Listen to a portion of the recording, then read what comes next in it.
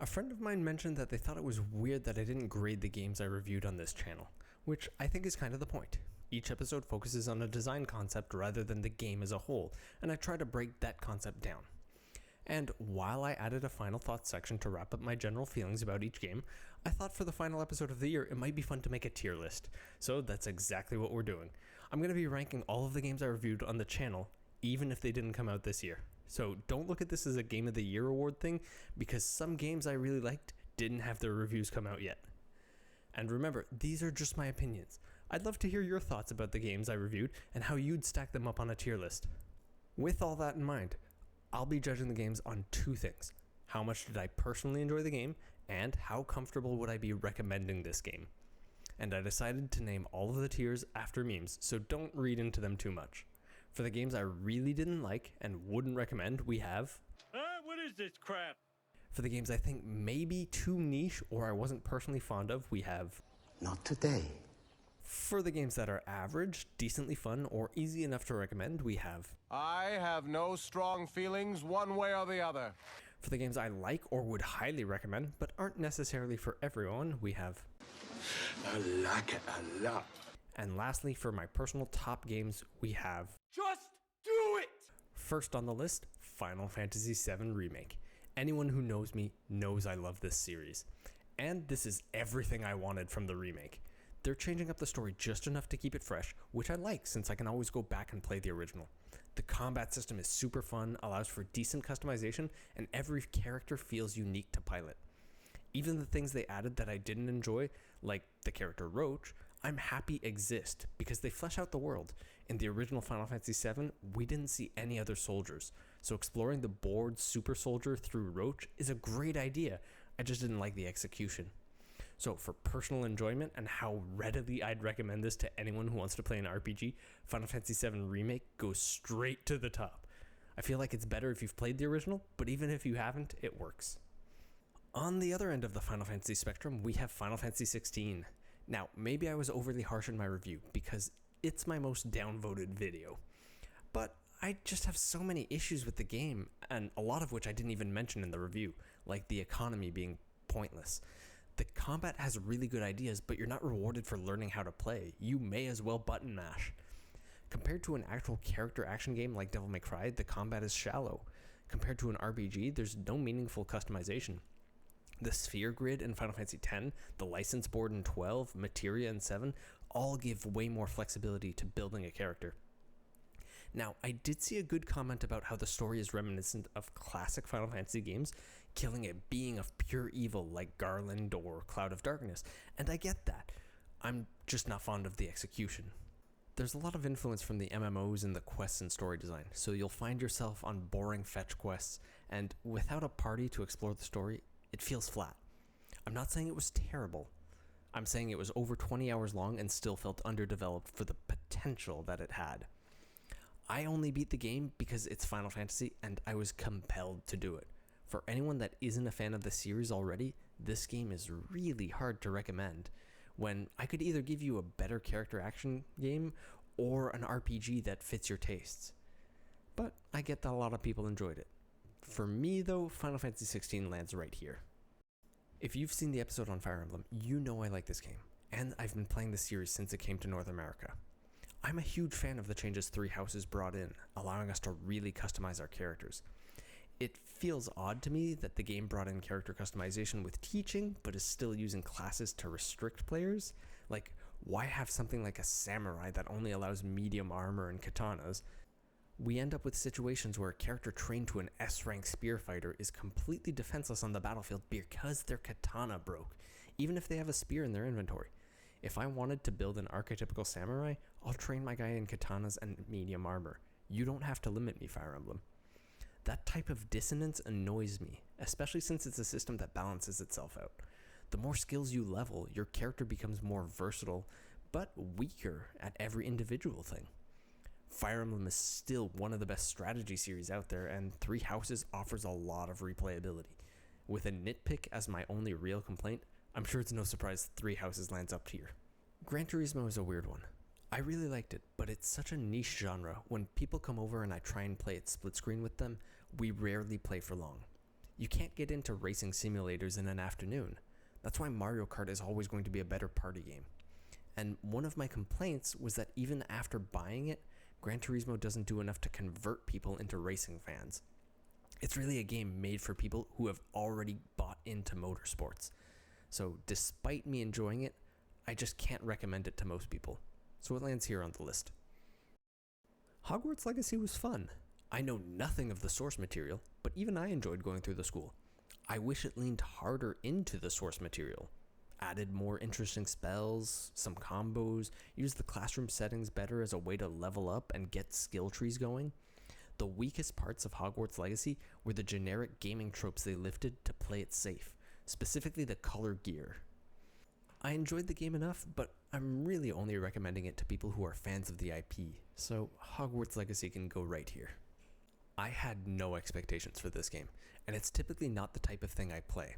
I like a good puzzle game, and I love escape rooms. I also like the Game Grumps. So maybe it's because I was pleasantly surprised that I ended up enjoying this game so much. Maybe it's because it's the cheapest game on this list. And sure, my first playthrough, I wasn't paying attention to the story at all. But I still managed to enjoy it, even strictly playing it as a puzzle game. So that makes it kind of easy to recommend. It's cheap. If you like puzzle games, that's great. And if you happen to resonate with the story, it's even better. You just have to get past the few unpolished edges. So Homebody gets a nice comfortable position up here. Just like I said in the review, I'm an addict of League. I've been playing for over a decade. I've lived through all of the different metas. I remember Cage's Lucky Pick, Heart of Gold, Atmogs. I was just barely too late to experience the Zanya's Ring meta. And Riot is awesome. They're adding so much more for the game for casual players in terms of fun game modes. The only problem is competitive League can be toxic, and even the for fun modes are hard to learn. There's so many characters and items, I feel like I have to knock League down at least one tier, if only because it's so hard to get into for someone who's completely new to it. I know a lot of people enjoy Rainbow Six, and if that's you, more power to you. But I just can't ever see myself playing it over Counter-Strike. If I really want to play with superpowers and unique character gimmicks, I'll go to Valorant. And Siege also launched around the same time as Overwatch, which was just another nail in its coffin. So I didn't enjoy it, and there's just better games I would recommend to anyone looking for a tactical shooter. So it gets to be our first game in the bottom tier. But like I said at the start, that doesn't mean you can't like it. And the episode goes over how Siege does the opening moments better than all of the competition. Do I even have to talk about this one? It's Resident Evil 4, the strongest entry in the entire series, given a fresh coat of paint and a different tone, which some people will dislike. But I love it when a remake does this. I don't want shot-for-shot remakes. I still have my original copy of Resident Evil 4, and I played the game again while reviewing the rework, just so I could get more footage. By changing things up, they make it worthwhile for everyone to replay this, not just the people who haven't experienced the original.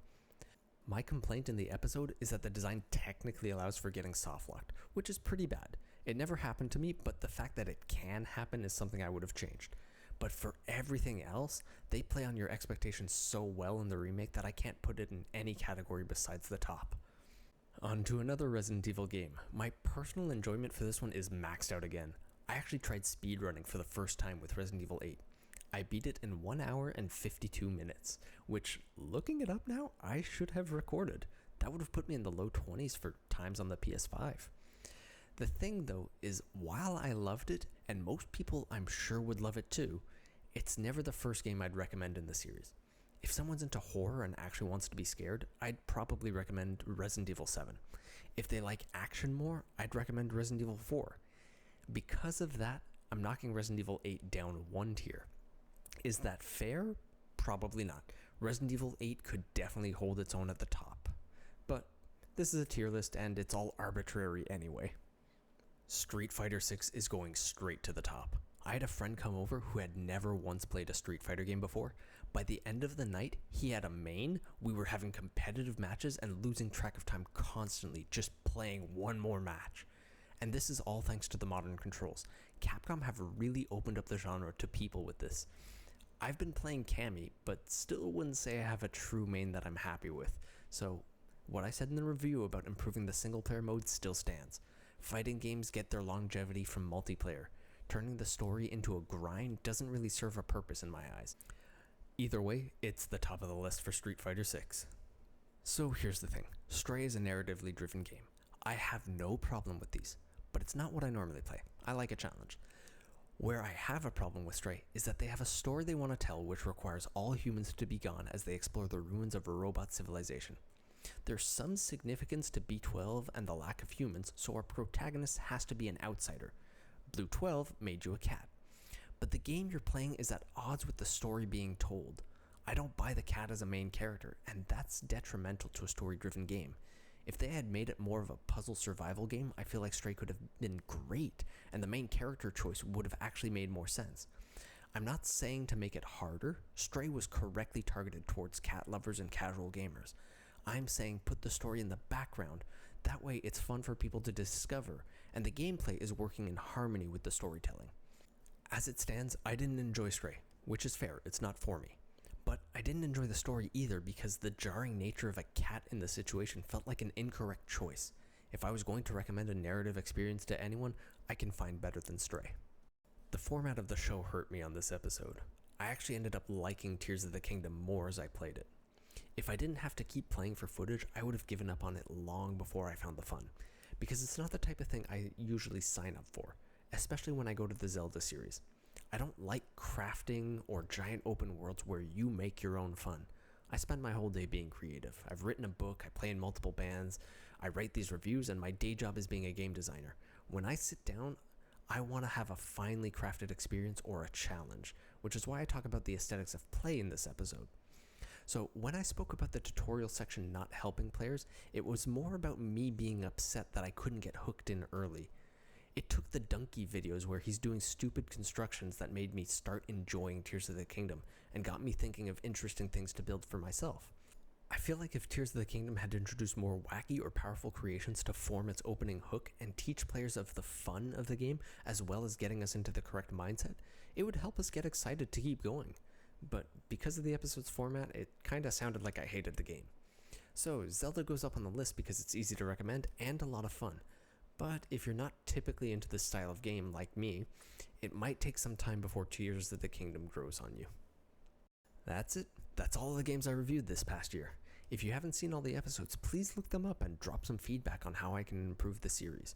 I'll also share out this tier list on Twitter, so if you'd like to rearrange it and share your own version of it with me, please do so. Thank you to everyone who's been watching, especially those of you who subscribed. Hopefully we'll have another fun year of games coming up. And if you have suggestions for games you'd like me to review, please drop them in the comments. I'm out, and I hope you all have a wonderful time until next year.